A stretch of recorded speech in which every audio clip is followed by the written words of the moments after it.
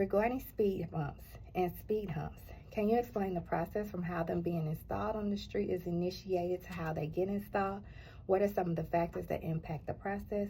What role can residents play in this process? And what role do alders play in this process? Most of the speed humps, not all of them, but most of the speed humps have come directly from constituent requests.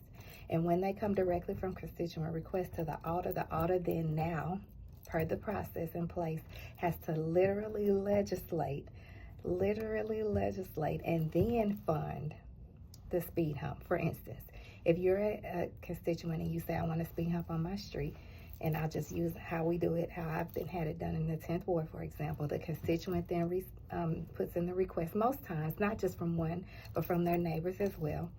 I then take that here down to the Board of Aldermen and Legislative, which takes, never forget, 4 to 5 meetings at least to legislate, depending on what committee hearings are scheduled and how our meetings are running down at the board. Then after that, and they are legislated and passed, signed by the president and signed by President of the Board of Aldermen and signed by the mayor.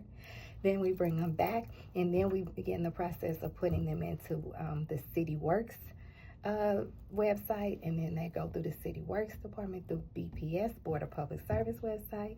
We work with our liaison to then fund them through Ward Capital, and then they get on the schedule through the Street Department and through the provider in the Street Department that installs speed humps citywide.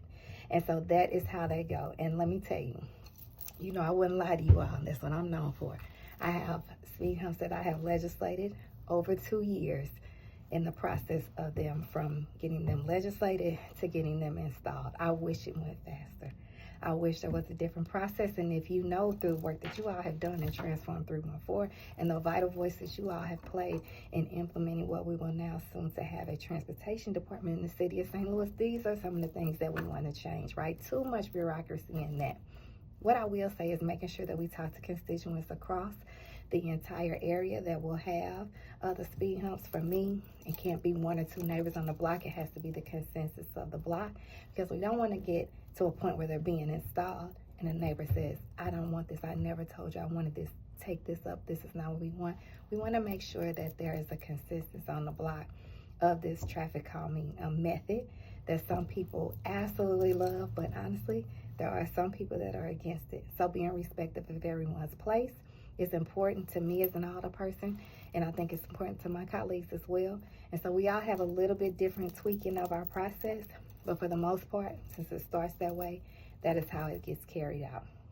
Again, it starts with the initial request, and then the approval and legislative, and then it goes to the legislative process, consensus of approval, then the legislative process, then City Works, BPS, the Street Department, down to the provider that comes in and installs them.